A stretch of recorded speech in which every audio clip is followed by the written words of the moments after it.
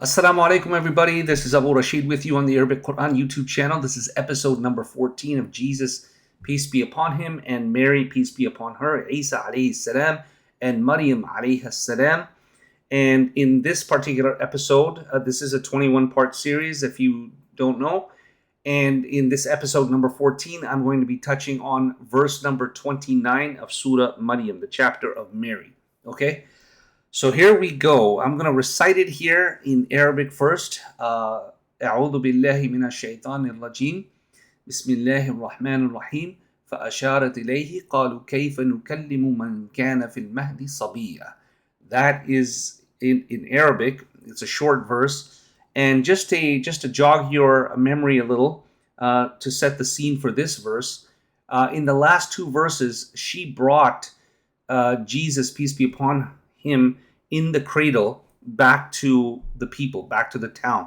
So she is now she's re-entering the town. Remember, she was away for a while praying in solitude, and then she received the announcement that she was going to give birth, and then she gave birth, and she went through all her ordeals, right? Now she's coming back, and the people, two verses ago, the people were astonished, right? The people were astonished as how could you do something like this? And in the last verse, they pointed out her lineage. Her lineage is a very noble lineage, and of amazing people who were very pious.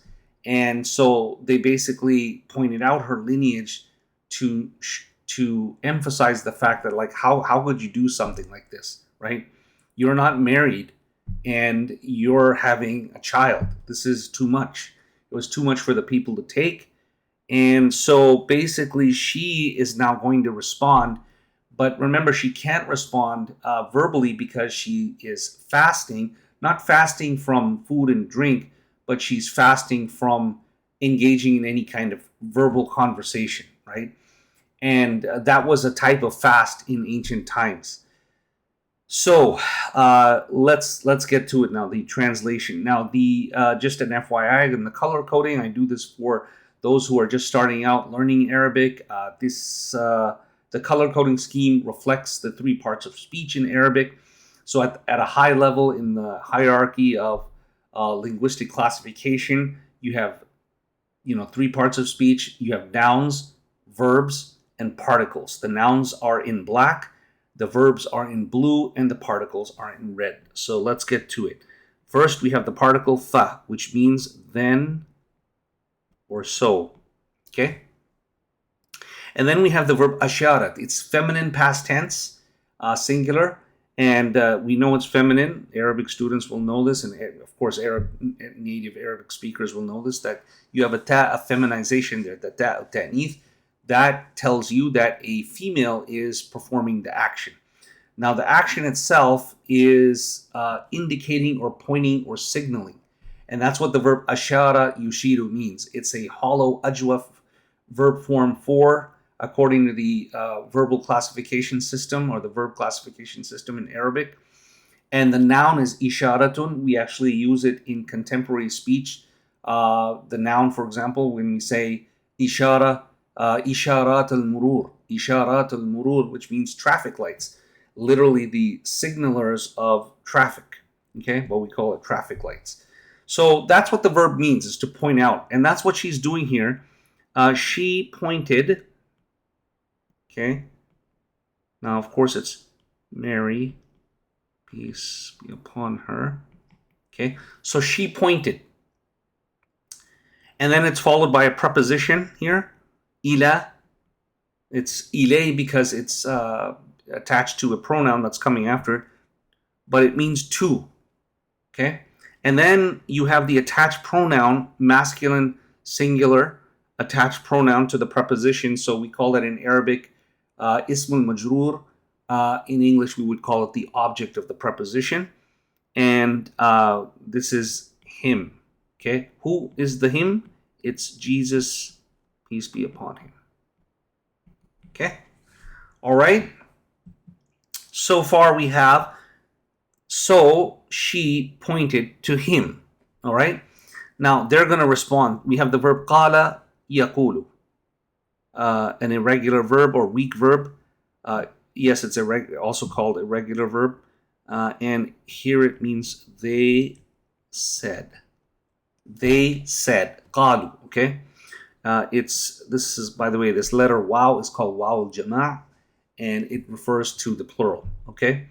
So what are they saying? In Arabic, we call this maqul al-qawl, the thing that is said. What is the thing that is said? What is said is, first of all, how. So kayfa means how. You may have heard native Arabic speakers, when they greet each other, they will say, kayfa haluk. How is your condition? How are you? So kayfa is how. It's a question, right? Kayfa, and then it implies how. Do, right? Nukallimu.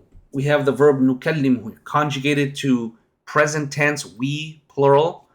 And it comes from the verb kallama, yukallimu, and the noun or the gerund that's associated with that verb is taklim, taklim.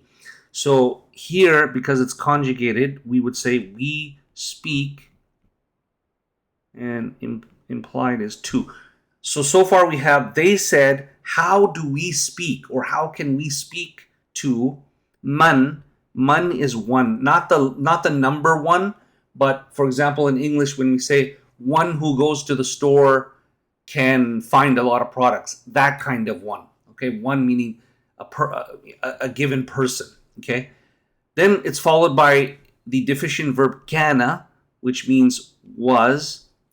How can we speak to one who, we would translate that as is, but the kana here, the past tense is used to emphasize the fact, like whoever was in, and then I'll tell you, what it means here. In. I'm not going to elaborate on was right now. Sorry to leave you hanging there, but I have to complete this. The cradle. Al-mahd is the cradle. So we have fi, which is the preposition in. The cradle is al-mahd in Arabic, and the plural is muhud. Muhud. Okay. So how can we speak to one who was in the cradle? Okay. Now it means how can we speak to one who is in the cradle? But here it's just extra emphasis here on why, meaning when something is stated in the past tense, that's kind of not the norm. And so there is a type of emphasis and accentuation here of what's going on. And then we have sabiya, infant. Okay. Sabi can be a young boy, but it can also be an infant or a toddler or a baby. And in this case, in ancient Arabic, the sabiya can also stand for or represent a baby, or signify or mean a baby. Okay, so basically they're saying, how can we speak to somebody who's in a baby in the cradle, right? So we'll see what happens next in the next verse, but for that you'll have to wait until next week. And inshallah, we'll be back next week with the next verse, which is verse number 30. Okay. And let's see if I missed anything. I think that's it. If you benefited from this, then please hit the like button. And if you are not subscribed, please subscribe. And if you think that someone else would benefit, please circulate the video and let others know about the Arabic Quran YouTube channel. This is Abu Rasheed signing off for episode number 14. Until next time, peace be upon you. Assalamu alaikum wa rahmatullahi wa barakatuh.